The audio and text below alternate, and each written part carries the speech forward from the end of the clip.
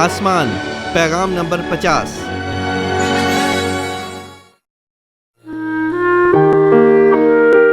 یوحنا 13 باب 32 آیت۔ اور خدا بھی اسے اپنے میں جلال دے گا، بلکہ اسے فی الفور جلال دے گا۔ مکاشفہ 21 باب 3 تا 4 آیات۔ پھر میں نے تخت میں سے کسی کو بلند آواز سے یہ کہتے سنا کہ دیکھ، خدا کا خیمہ آدمیوں کے درمیان ہے، اور وہ ان کے ساتھ سکونت کرے گا، اور وہ اس کے لوگ ہوں گے، اور خدا آپ ان کے ساتھ رہے گا اور ان کا خدا ہوگا، اور وہ ان کی آنکھوں کے سب آنسو پونچھ دے گا۔ اس کے بعد نہ موت رہے گی اور نہ ماتم رہے گا، نہ آہ و نالہ، نہ درد، پہلی چیزیں جاتی رہیں۔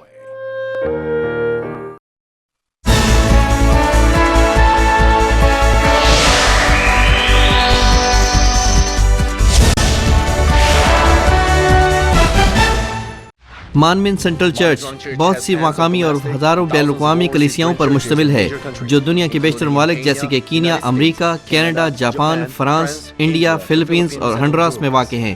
ریورنڈ ڈاکٹر جے روکلی نے پوری دنیا کے ممالک میں کروسیڈز کیے ہیں، جن میں Uganda, Kenya, Japan, Pakistan, Philippines, Honduras, India, روس، جرمنی، پیرو، کانگو اور نیو یارک امریکہ شامل ہیں۔ حالیہ کروسیڈ جو کہ Madison Square Garden New York میں ہوا، جسے 200 سے زائد ممالک میں سیٹلائٹ کے ذریعے سے براہ راست نشر کیا گیا، ان کی روحانی شفائیہ عبادات کو دنیا بھر میں مختلف نشریاتی ذرائع سے، جن میں سیٹلائٹ ٹی وی، ریڈیو اور انٹرنیٹ سے نشر کیا گیا۔ سن 2000 میں یوگینڈا میں منعقدہ انجیل مقدس کروسیڈ کو CNN پر دکھایا گیا، اور ان کامیاب کروسیڈز کی بنیاد پر انہیں بیداری کا عالمگیر رہنما کہا گیا۔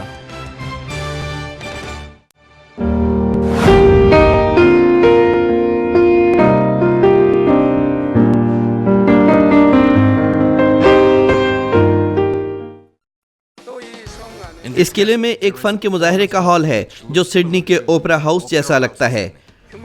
وہاں ایک بہت ہی بڑا تفریحی پارک ہے۔ اس قلعے میں بہت بڑے سائز کا ایک چڑیا گھر بھی ہے۔ وہاں سپورٹس سینٹرز اور تفریحی سہولیات بھی ہیں۔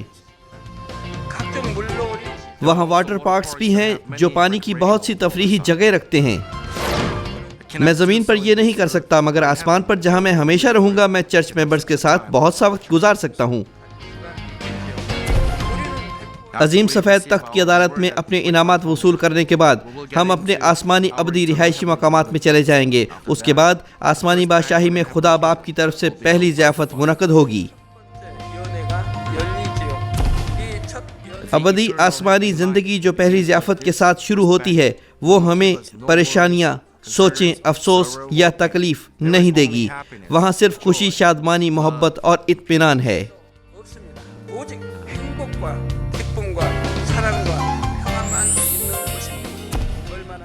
میں اس اطمینان میں جانے کے لیے اس دن کا کس قدر منتظر ہوں۔ میں حقیقت میں چاہتا ہوں کہ آپ سب اس آسمانی بادشاہی تک پہنچیں۔ اب تک جس کے متعلق آپ نے سنا، وہ آسمان کی خوبصورتی اور خوشی ہے، وہ پہلے ہی آپ کے لیے کافی ہے۔ زیادہ اہم چیز یہ ہے کہ ہمیں اپنے دلوں میں آسمان کی بادشاہی کی تکمیل کرنی ہے۔ میں خداوند کے نام میں دعاگو ہوں کہ آپ عظیم ترین خوشی سے لامحدود ابدی وقت کے دور میں رہیں۔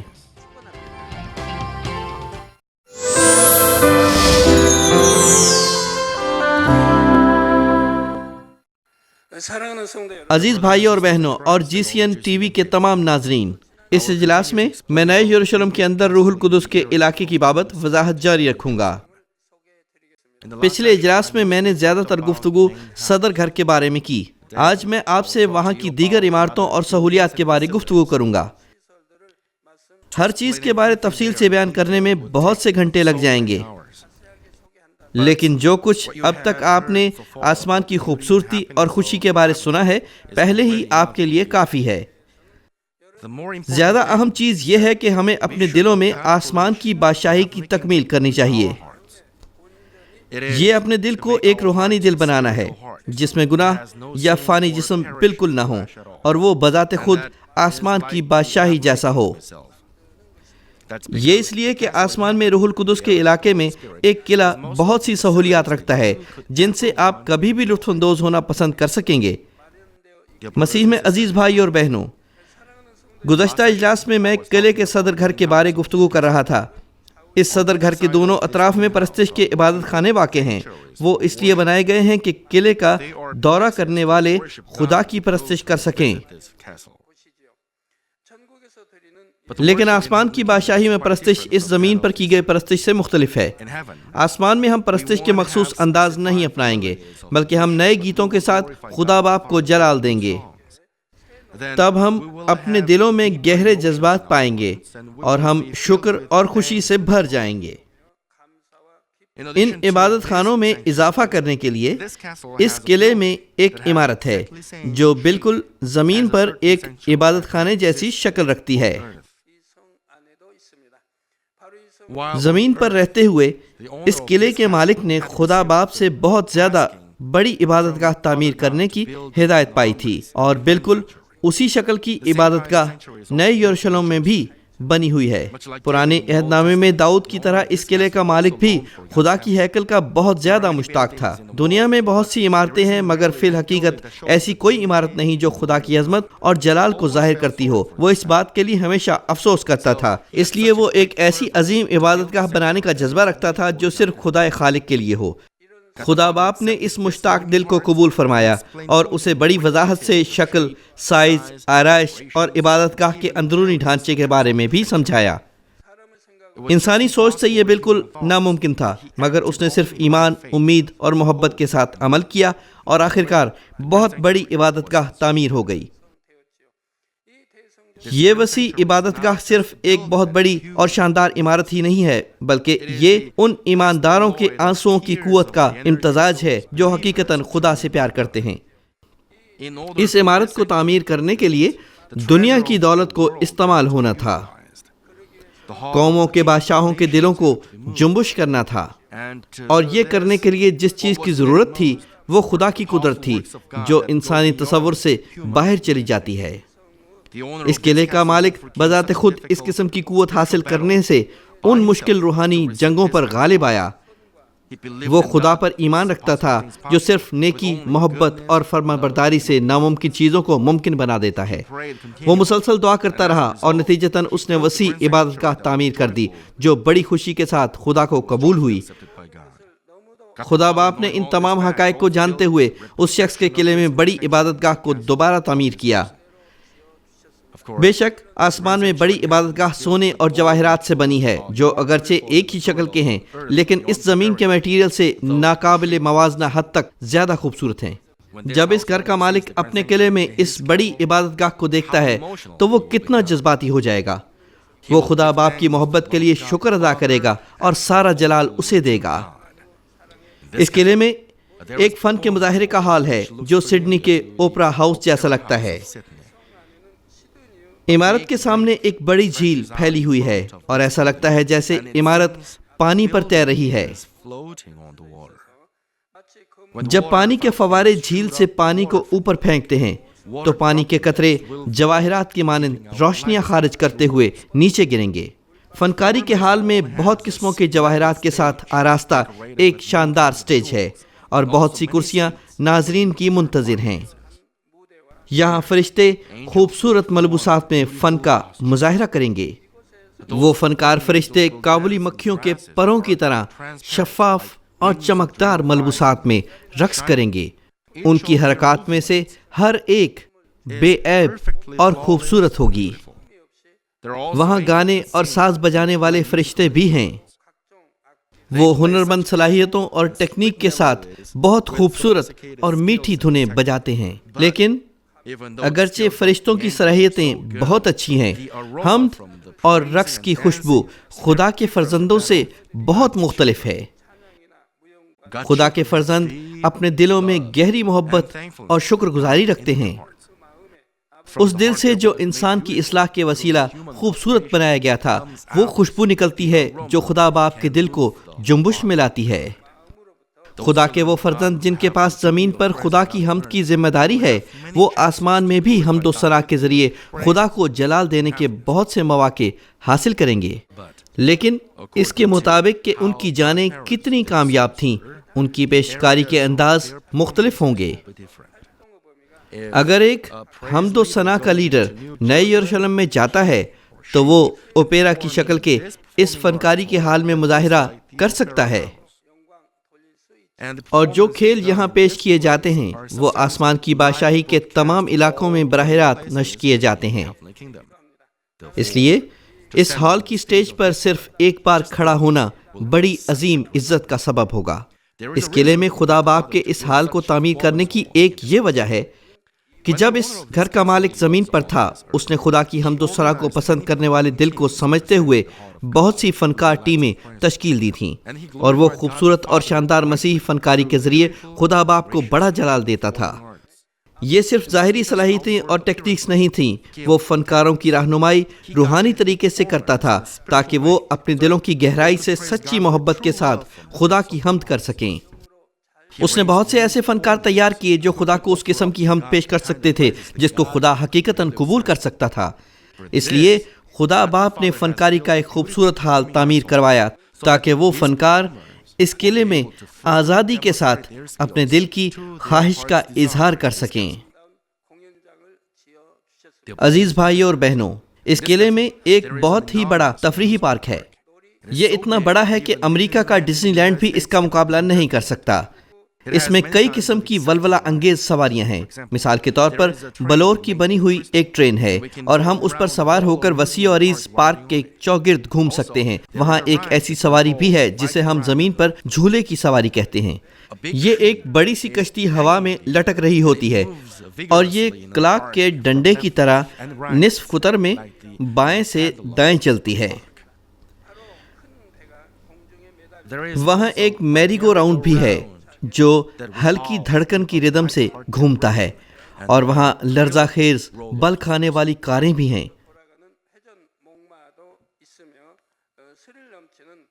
جیسے کہ آپ سکرین پر دیکھ سکتے ہیں۔ مزید یہ کہ وہاں اور بھی بہت سی سواریاں ہیں جو ہم زمین پر نہیں دیکھ سکتے۔ وہ تمام سواریاں سونے اور جواہرات سے بنی ہوئی ہیں۔ ایک بار سواری چلنا شروع ہو جائے تو وہ چمکدار روشنیوں کی بہت سی تہیں چھوڑتی ہے۔ چنانچہ اگر آپ حقیقت میں ان پر سوار نہ بھی ہوں، صرف پارک میں ہونا ہی آپ کے مزاج کو تفریحی احساس دلائے گا اور آپ صرف وہاں ہو کر ہی خوش ہو جائیں گے۔ وسیع پارک میں کئی جگہوں پر پھولوں کی سڑکیں ہیں۔ یہ ایسے نہیں کہ سڑک کے دونوں اطراف پر پھول کھڑے ہیں، بلکہ سڑک بذات خود پھولوں کی بنی ہوئی ہے جس پر آپ چلتے ہیں۔ آسمان میں آپ کے پھولوں پر چلنے کے باوجود بھی وہ نہیں ٹوٹیں گے۔ آسمان کی بادشاہی میں ہمارے بدن مکمل طور پر روحانی آسمانی بدن ہیں، اور ایسا محسوس ہوتا ہے جیسے یہ وزن رکھتے ہیں، مگر اسی اثناء میں یہ وزن نہیں رکھتے۔ اگر کوئی پھولوں کی سڑک پر چلتا ہے تو پھولوں کی پتیاں اپنی خوشبو پھیلاتے ہوئے اس طرح لہراتی ہیں جیسے کہ وہ آپ کو خوش آمدید کہہ رہی ہوں۔ ہر پھول اپنی انوکھی مہک رکھتا ہے اور اس مہک کے ساتھ سلام کرتا ہے۔ جب وہ اپنی پتیوں کو لہراتے ہیں تو لگتا ہے جیسے پھولوں کی سڑک لہروں کی طرح ہو۔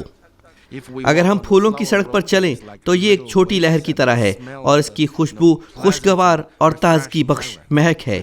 ہم خوشی سے ایسے محسوس کرتے ہیں جیسے خواب میں چل رہے ہوں۔ سیاحوں کی خوشی اور تفریح کو بڑھانے کے لیے اس وسیع پارک میں ادھر ادھر کئی سائز میں پھولوں کی سڑکیں موجود ہیں۔ اس قلعے میں غیر معمولی وسیع سائز کا ایک چڑیا گھر بھی ہے۔ یہ ایسا چڑیا گھر نہیں جہاں جانور پنجروں میں قید ہوں۔ افریقہ میں بعض نیشنل پارکس کی طرح جانور کھلے سبزہ پر آزادی سے پھرتے ہیں۔ آپ کی اطلاع کے لیے تنزانیہ کا سیرنگیٹی نیشنل پارک، جو دنیا کا وسیع ترین پارک سمجھا جاتا ہے، یہ سیول شہر کے سائز سے تقریباً 24.4 گنا بڑا ہے۔ کہا جاتا ہے کہ وہاں تقریباً 350 مختلف نسلوں کے جانور ہیں اور تقریباً 3.5 ملین بڑے جانور ہیں۔ افریقہ کے بہت سے ممالک میں اس قسم کے پارکس ہیں، مگر تنزانیہ کا سیرنگیٹی نیشنل پارک بہت ہی بڑا ہے۔ اور جو چڑیا گھر آسمان میں ایک شخص کے قلعے میں واقع ہے وہ اس سے بھی بڑا ہے۔ آسمان میں دیو ہیکل جانور ہیں اور زمین کے جانوروں سے بڑے لگتے ہیں۔ بائبل مقدس میں مکروہ قرار دیے جانے والے جانوروں کے علاوہ آسمان میں ہر قسم کے جانور موجود ہیں۔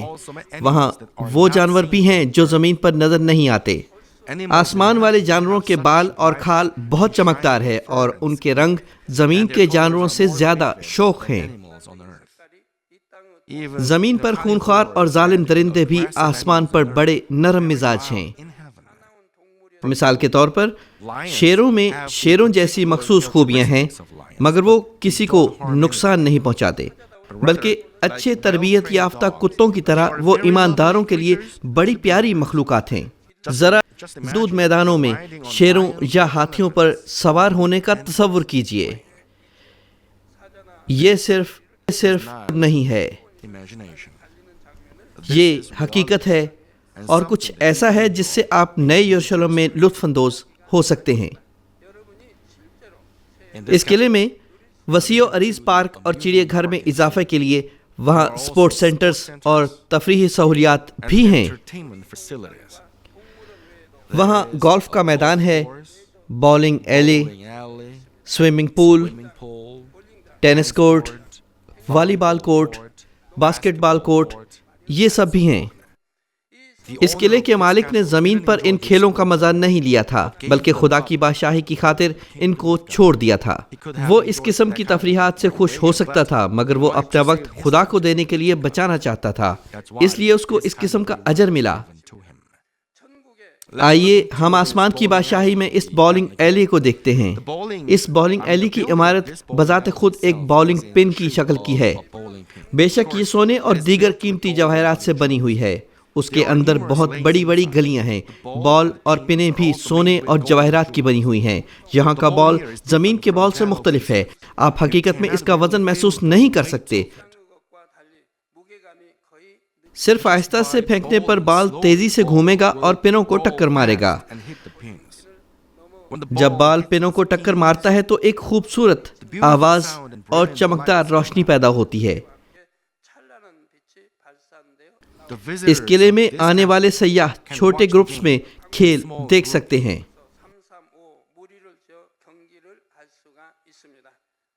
میں حقیقتاً اپنے عزیز چرچ ممبرز کے ساتھ یہاں خوشی کے لمحات بتانا چاہتا ہوں۔ میں اس زمین پر ایسا نہیں کر سکتا، مگر آسمان پر جہاں ہم ہمیشہ رہیں گے اپنے چرچ ممبرز کے ساتھ ایسا وقت گزار سکتا ہوں۔ آئیے اب گولف کے میدان میں چلتے ہیں۔ نرم سنہری گھاس گولف کی پگڈنڈیوں کو ڈھانکتی ہے۔ یہاں ہم کچھ دلچسپ چیز دیکھ سکتے ہیں۔ جب بال سنہرے گھاس کی پگڈنڈیوں پر بل کھائے گا تو گھاس خود بخود نیچے بیٹھ جائے گی۔ یہ برقعے کے گرتے ہوئے پردے کی طرح نیچے بیٹھتی ہے اور یہ بل کھاتی ہوئی سنہری لہروں کا منظر بناتی ہے۔ نئے یروشلم میں پودے بھی کھیلنے والے لوگوں کے ذہن کو جانتے ہیں اور اس کے مطابق عمل کرتے ہیں۔ آپ میں سے وہ جو گولف اور بولنگ میں جانا پسند کرتے ہیں، برائے مہربانی خدا کی بادشاہی کے لیے اپنے آپ پر قابو کیجیے اور یہ آپ کو آسمان پر بطور انعام مل جائے گا۔ لیکن اگر دنیا دار لوگوں کے ساتھ ان سے لطف اندوز ہوں گے اور کھائیں پیئیں گے تو وہ انعامات آپ کو نہیں ملیں گے۔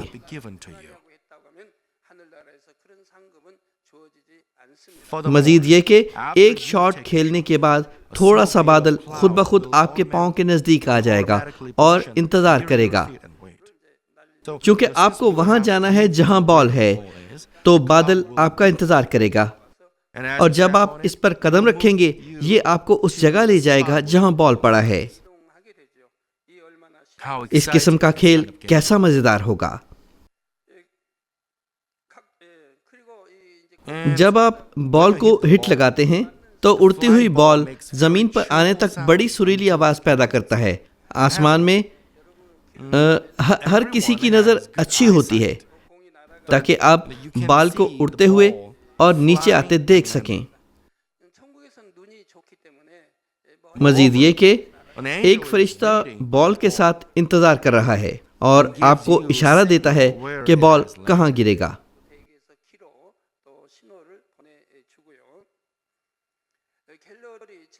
اگر خداوند اور اس کے شاگرد گولف کھیلیں تو کیا آپ نہیں سوچتے کہ آسمان کے بہت سے شہری کھیل دیکھنے کے لیے آئیں گے؟ وہ جن کو دعوت دی گئی ہوگی وہ کھیل دیکھنے آئیں گے، بس وہ کیسے خوش ہوں گے۔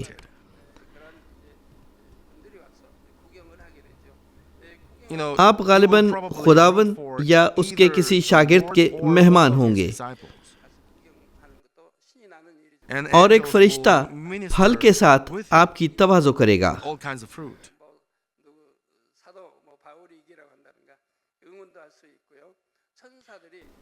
آپ ذائقے دار پھل کھاتے ہوئے کھیل دیکھیں گے، یعنی آپ ذائقے دار پھل کھاتے ہوئے کھیل دیکھیں گے۔ وہاں واٹر پارکس بھی ہیں جن میں بہت سی تفریحی جگہیں ہیں۔ وہ بھی جو زمین پر تیرنا نہیں جانتے آسمان میں فطری طور پر تیر سکتے ہیں۔ تیرنا اور پانی میں کھیلنا ختم کرنے کے بعد بھی آپ کے جسم سے پانی کے قطرے شبنم کے قطروں کی طرح نیچے کو گرتے رہیں گے، آپ ہرگز گیلے نہیں ہوں گے۔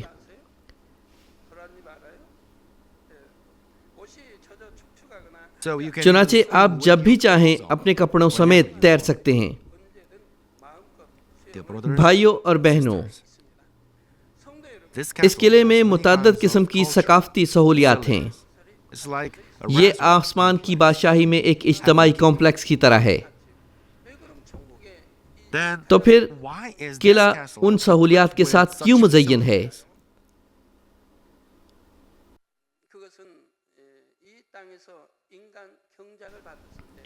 جب آپ آسمان میں رہیں گے تو آپ ان دنوں کو سوچ سکتے ہیں جب زمین پر وقتاً فوقتاً آپ کی اصلاح ہوتی تھی۔ خدا وہ تمام سہولتیں صرف آپ کے یہ سوچنے کے لیے تیار کرتا ہے کہ وہ چیزیں آسمان میں ہیں۔ تب دوسرے لوگ اس قلعے کا دورہ کریں گے اور کھیلیں گے۔ لوگ تمام اقسام کے جانوروں اور پرندوں اور کیڑوں کو دیکھیں گے۔ وہ ان کے ساتھ کھیلتے ہوئے گپ شپ بھی کر سکتے ہیں۔ خدا یہ تمام چیزیں تیار کرتا ہے تاکہ ہم یاد کر سکیں کہ ہم انسانی اصلاح کے دوران کیا کرتے تھے۔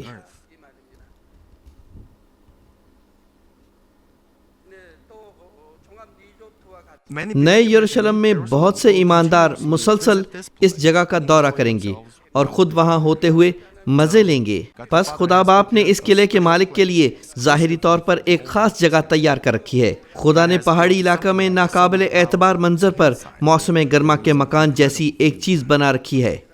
دراصل وہاں دوسری جگہوں پر بھی موسم گرما کے مکان ہیں۔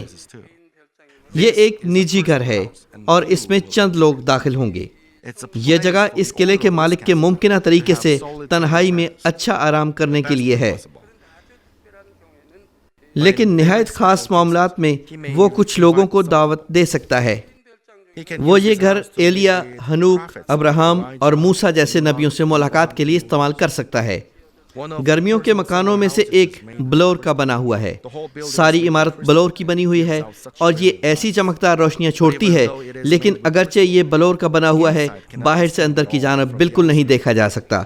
گرمیوں کے اس بلوری مکان کی چوٹی پر ایک نگہبانی چبوترا بھی ہے۔ وہاں ایک سنہری کرسی ہے اور وہاں بیٹھ کر وہ سارے قلعے کو ایک نظر میں دیکھ سکتا ہے۔ وہ خلاؤں سے باہر دور دراز کی جگہوں کو بھی دیکھ سکتا ہے۔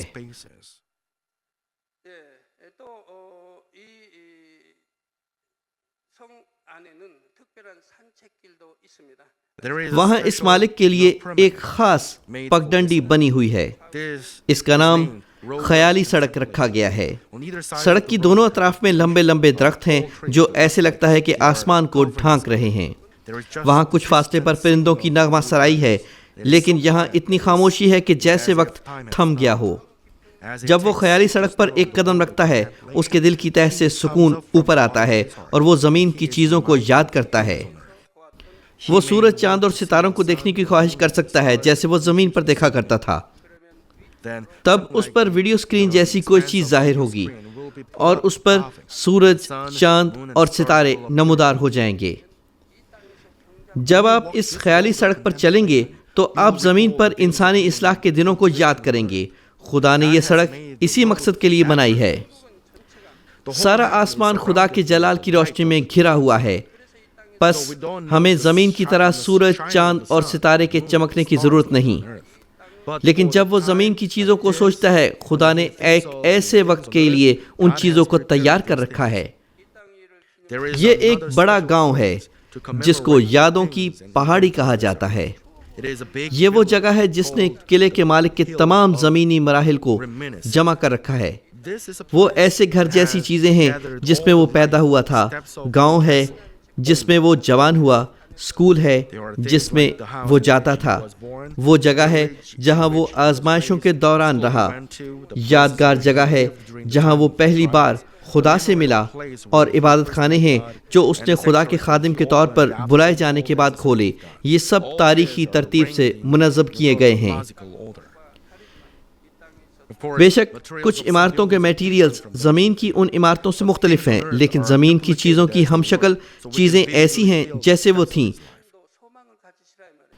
میرے آپ کو یہ سب کچھ بتانے کی یہ وجہ ہے کہ میں چاہتا ہوں کہ آپ امید رکھیں، چونکہ جو کچھ آپ نے زمین پر کیا ہوتا ہے وہ خدا آپ کو لوٹاتا ہے۔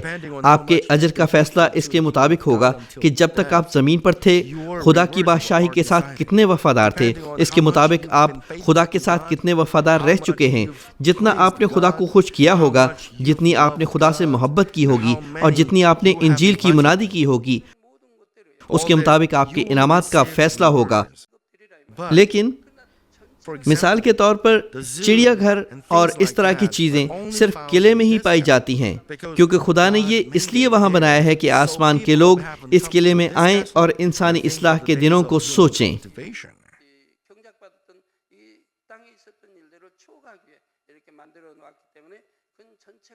جب آپ زمین پر رہ رہے تھے تو جو کچھ آپ پسند کرتے تھے خدا اس کو بھی وہاں رکھتا ہے۔ مسیح میں عزیز بھائیوں اور بہنوں، نئے یروشلم میں روح القدس کے علاقے میں وسیع و عریض قلعے کے اندر 3 تہوں والی ایک دیو ہیکل آبشار ہے۔ جب پانی کے بہت بڑے بہاؤ 3 بار گرتے ہیں تو وہ پانی کی خوبصورت پھوار بناتے ہوئے سفید قطروں میں ٹوٹیں گے، اور قیمتی پتھر آبشار کی بنیاد کو ڈھکے ہوئے ہیں، اور جب ان کو گرتے ہوئے پانی کی ٹکر لگے گی تو وہ چمکدار روشنیاں بھی چھوڑ دیں گے۔ آبشار کے دونوں طرف بھی پتھر لگے ہوئے ہیں جو دوہری یا تہری روشنیاں چھوڑتے ہیں۔ پتھروں کی روشنیاں پانی کی پھوار کے ساتھ مل کر ایسا خوبصورت منظر تخلیق کرتی ہیں۔ صرف آبشار کو دیکھنے سے ہی لوگ تازگی محسوس کریں گے اور روح سے بھر جائیں گے۔ اس آبشار کے اوپر ایک بڑے درخت جیسی کوئی چیز ہے۔ یہاں سے کوئی آبشار کے آس پاس اور سارے قلعے کا نظارہ دیکھ سکتا ہے۔ بڑا درخت اس قلعے کی بلند سطح پر لگا ہوا ہے، اور ہم سمجھ سکتے ہیں کہ آبشار کی اونچائی بھی بہت بلند ہے۔ جب آپ آبشار کے باہر والے بہاؤ کے ساتھ چلتے ہیں تو یہ سمندر تک پہنچنے پر کشادہ ہو جاتا ہے۔ آپ فاصلے پر کئی سائز کے برفانی جزیرے بھی دیکھ سکتے ہیں۔ سمندر کا پانی اتنا شفاف ہے کہ آپ گہرے پانی کے اندر بہت واضح طور پر دیکھ سکتے ہیں۔ سمندر کی لہریں اس طرح چمکتی ہیں جیسے سطح پر چھوٹے جواہرات تھے۔ بلور کی مانند شفاف پانی میں بہت سی مچھلیاں تیرتی ہیں۔ یہ ایک فن پارہ کی طرح لگتا ہے۔ خصوصاً سمندر میں دودھیا سبز رنگ کے مکان ہیں۔ کسی کے بہت امیر ہونے کے باوجود بھی سمندر میں مکان حاصل کرنا بہت مشکل ہوگا، لیکن آسمان میں ہر چیز ممکن ہے۔ اگر ہم اپنی ساری تصوراتی قوت بھی استعمال کر لیں تو ہم آسمان میں بہت سی پراسرار اور حیرت انگیز چیزوں کو نہیں سوچ سکتے۔ سمندر میں برفانی جزیروں کے اوپر انوکھی قسم کے جنگلی پھول، درخت، پرندے اور جانور ہیں۔ ہر برفانی جزیرہ اپنی اپنی خاص الگ خوبصورتی رکھتا ہے۔ سمندر پر ہم کشتی چلانے یا لہروں کے تلاطم جیسی پانی کی کئی جگہوں کا مزہ لے سکتے ہیں۔ سمندری سفر کے لیے ایک بڑا اور پر آسائش بحری جہاز بھی ہے۔ بہت بڑے اور پر آسائش بحری جہاز جیسے کہ ٹائٹینک تھا۔ اس جہاز پر بال روم، تھیٹر اور سوئمنگ پول جیسی بہت سہولیات ہیں۔ کیا آسمان پر ہمیں تھیٹر کی ضرورت ہے؟ بے شک ہے۔ کیوں؟ آپ آسمان کے لیے کتنا تجسس رکھتے ہیں؟ وہاں وہ سینکڑوں فلمیں ہو سکتی ہیں جو بائبل مقدس میں پیدائش سے لے کر مکاشفہ پر بنی گفتگو کرتی ہیں۔ موسیٰ اور فرعون کے درمیان کی بات چیت، بحر کلزم کا 2 حصے ہونا، بیابانی زندگی، یریحو کی لڑائی، دریائے یردن کا رک جانا اور ائی کی آخری لڑائی، پالوس رسول کا سمندری طوفان میں پھینکا جانا، سانپ سے ڈسا جانا، ہلاک کرنے کے لیے سنسار کیا جانا، قید میں پھینکے جانے کے باوجود زندہ بچ جانا۔ ایسے بہت سے واقعات ہیں جو آپ دیکھنا چاہیں گے۔ جب ہم بائبل مقدس میں درج تمام معجزات، نشانات اور عجائبات اور واقعات کو سکرین پر دیکھیں گے تو کتنے جذباتی ہوں گے۔ پالوس رسول کے الٹا لٹکائے جانے کا منظر، ہمارے خداوند کو عدالت میں لے جائے جانے کا منظر وغیرہ، یہ سب ہم دیکھیں گے۔ ہم یہ بھی دیکھیں گے کہ خدا اور خدا کے بیٹے نے کائنات اور اس کی ہر چیز کس طرح تخلیق کی۔ خدا نے آدم اور حوا کو کس طرح خلق کیا اور انہیں زندہ روحیں بنایا۔ ہم کس قدر جذبات سے بھر جائیں گے۔ ہم خدا کی کائنات کے تخلیق کرنے سے پہلے کی کہانی بھی دیکھ سکیں گے۔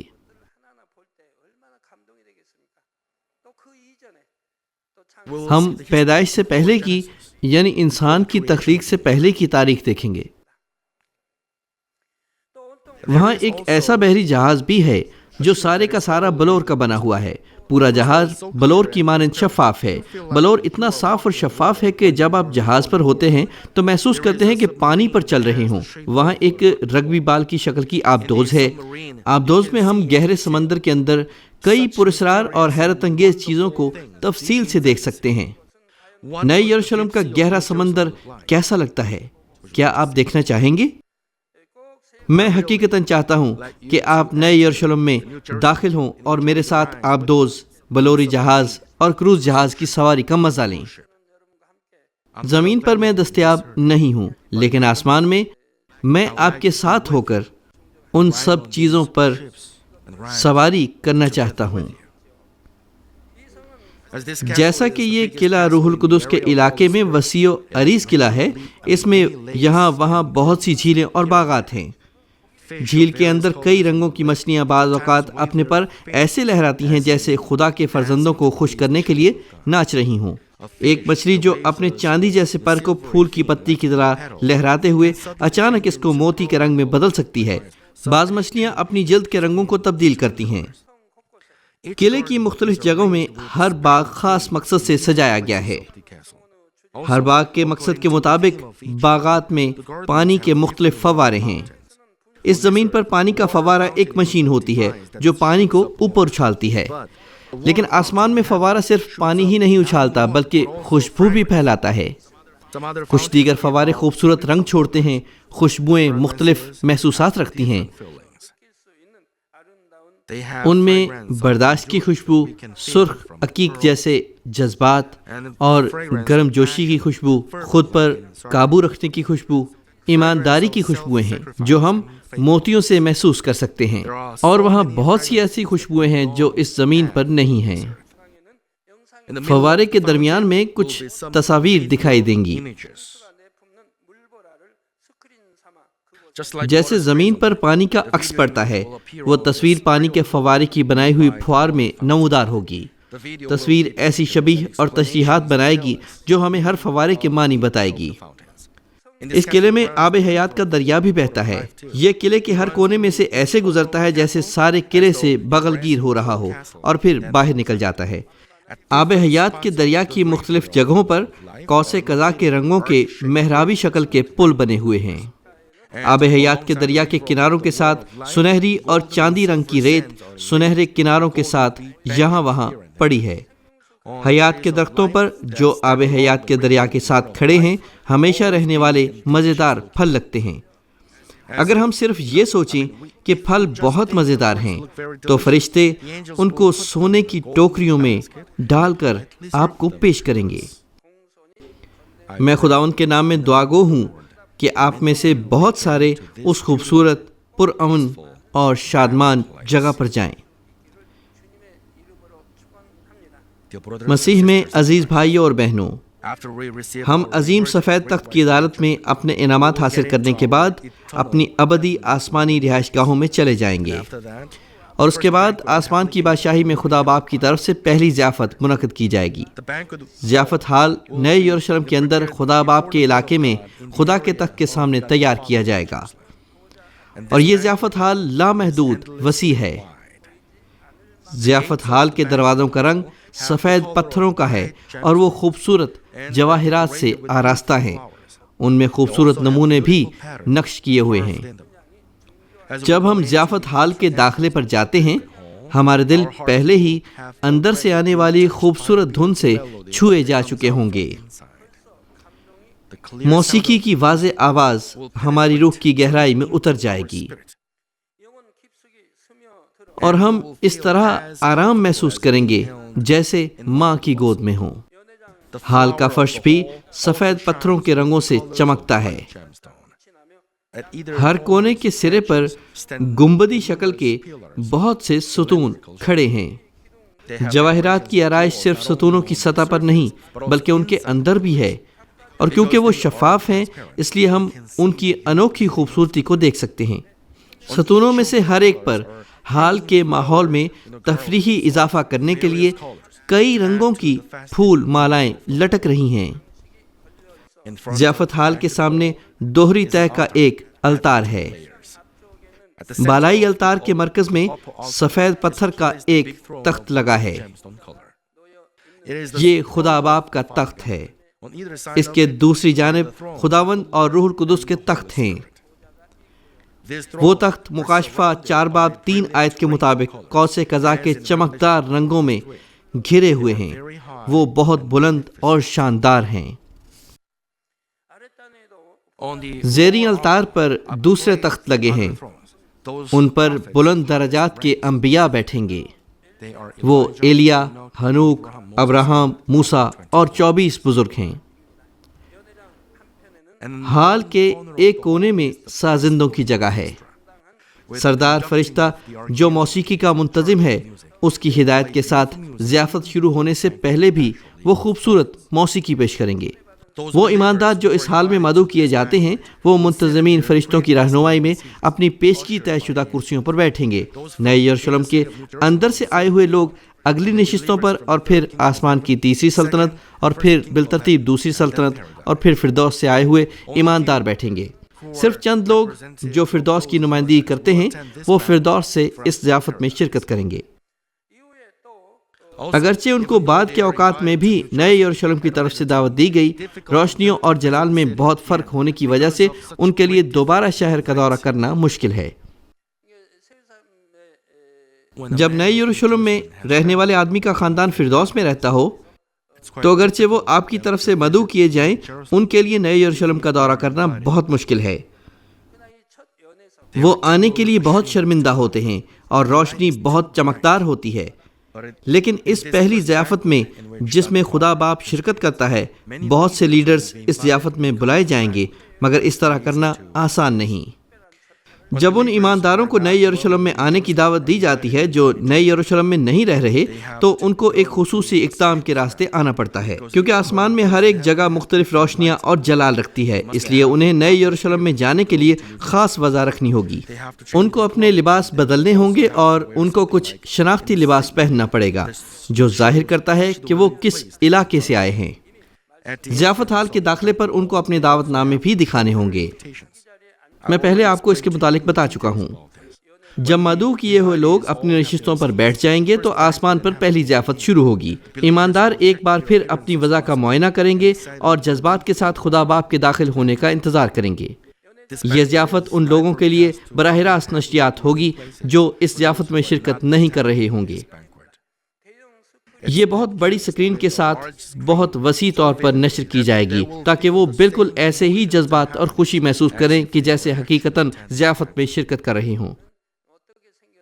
میں آپ کو پہلے بتا چکا ہوں کہ آسمان میں بہت بڑی سکرین ہوگی۔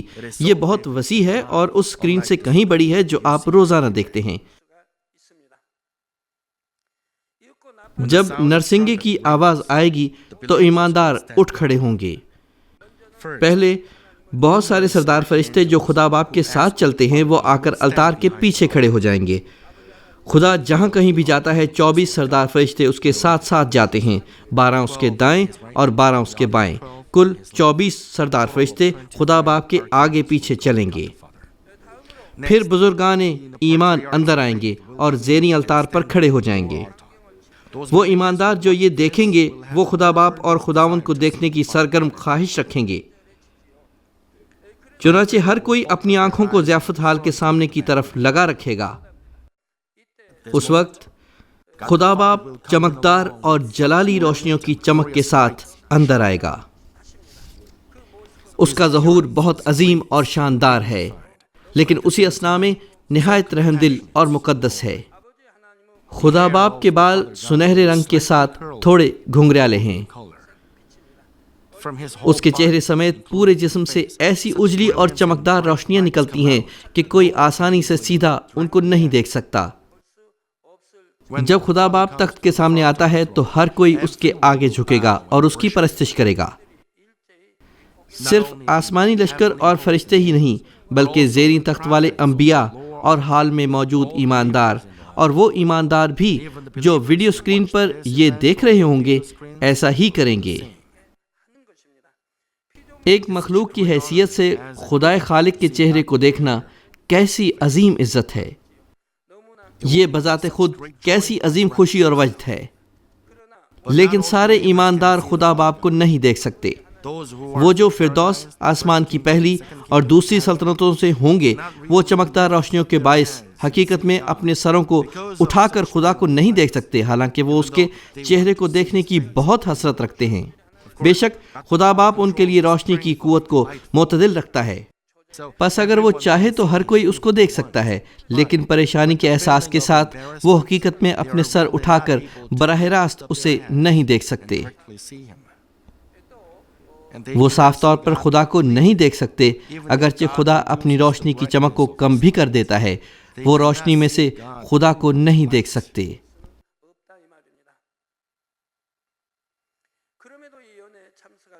پھر بھی وہ اپنے دلوں کو اس اثر سے ہی جنبش دیں گے کہ وہ ضیافت میں شرکت کر رہے ہیں، اور وہ خوشی کے جذباتی آنسو بہائیں گے۔ خدا باپ کے تخت پر بیٹھ جانے کے بعد خوبصورت اور جلالی فرشتوں کے ہمراہ خداوند اندر آئے گا۔ وہ بہت شاندار تاج اور چمکدار پوشاک پہنتا ہے۔ خداوند پہلے اپنے سر کو جھکا کر خدا باپ کی تعظیم ظاہر کرے گا۔ جب وہ سامنے دیکھتا ہے تو تمام ایماندار اس کی پرستش کریں گے اور وہ مسکراہٹ کے ساتھ جواب دے گا۔ جب خدا باپ باہر اس منظر کو دیکھتا ہے تو وہ خوش ہوگا اور ایک خوشنما مسکراہٹ دکھائے گا۔ دراصل خداوند اس ضیافت کا میر مجلس ہے۔ میر مجلس کی کرسی خداوند کے تخت کے سامنے تیار کی گئی ہے۔ خداوند بزرگان ایمان کا تعارف کرائے گا جو بنی نوع انسان کی اصلاح کی 6000 سالہ تاریخ میں خدا کو عظیم جلال دیتے رہے۔ مثال کے طور پر پالوس رسول کے معاملے میں خداوند ان روحوں کی گنتی بتاتا ہے جن کو وہ نجات کی طرف لے کر آیا، اور اس نے خدا کی قوت کے ساتھ کتنے کاموں کی تکمیل کی۔ پھر تمام ایماندار اس کے متعلق سن کر خوشی کا جشن منائیں گے، لیکن کچھ ایماندار دوسروں سے بڑھ کر جشن منائیں گے۔ وہ پالوس رسول کے ہم خدمت ہیں جو اس کے ساتھ اچھے اور برے حالات میں شریک رہے۔ تیموتھیوس، تیتوس، پرسکلا اور ایکویلا جیسے لوگ، اور وہ لوگ جو پالوس کے ہاتھوں اور پاؤں کی طرح اس کے ساتھ کام کرتے تھے، وہ اس موقع پر دوسروں سے بڑھ کر خوشی منائیں گے۔ وہ بھی جنہوں نے پالوس رسول کے وسیلہ انجیل سنی اور نجات پائی بہت شکر گزار ہوں گے اور اپنے دل میں چھوئے جائیں گے۔ ان کے درمیان جن کا تعارف خداوند نے کروایا، ایک ہے جو آج کل خدا کے کاموں کی تکمیل کر رہا ہے۔ وہ روح القدس کی حیرت انگیز قوت کے ساتھ بے شمار پھل پیدا کر رہا ہے اور انسانی اصلاح کو مکمل کر رہا ہے۔ خداوند اس کی خدمت اور پھلوں کے بارے تفصیل سے بتائے گا۔ وہ وضاحت کرے گا کہ یہ شخص کس طرح خدا سے پیار کرتا تھا اور یہ ایمان اور فرمانبرداری کے ساتھ کس طرح خدا کی مرضی کو پورا کرتا تھا۔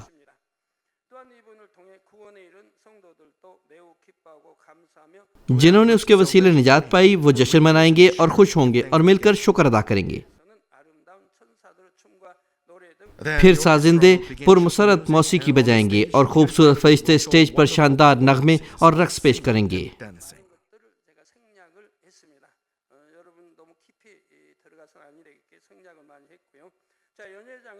وہ جو ضیافت حال میں مدعو کیے گئے ہوں گے کئی کھانے کھائیں گے اور مشروبات پئیں گے اور فن کا مظاہرہ دیکھیں گے۔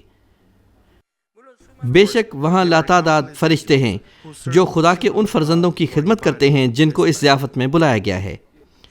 ایماندار مختلف جگہوں پر لگائی ہوئی میزوں کے گرد بیٹھیں گے اور اپنے ہم ایمان بھائیوں کے ساتھ گفتگو کریں گے۔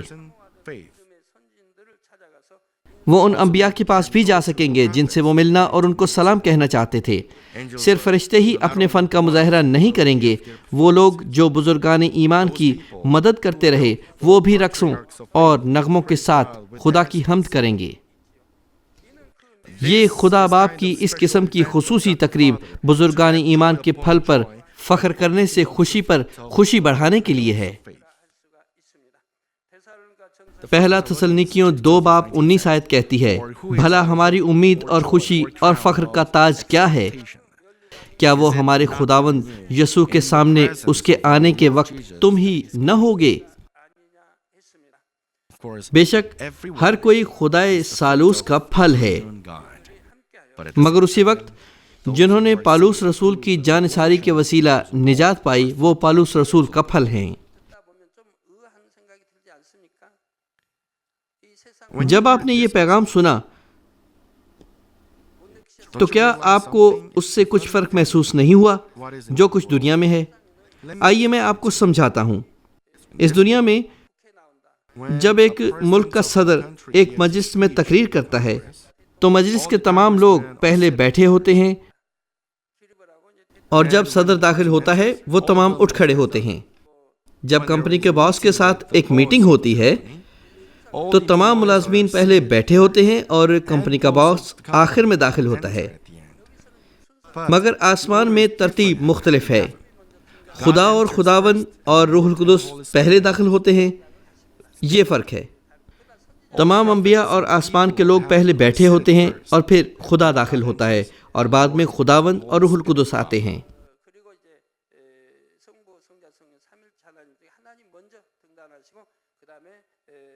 اور کیا آپ آسمان کی گزشتہ سیریز سے کچھ مختلف نہیں سوچتے؟ آسمان کے لیکچرز کی گزشتہ سیریز میں آپ نے سنا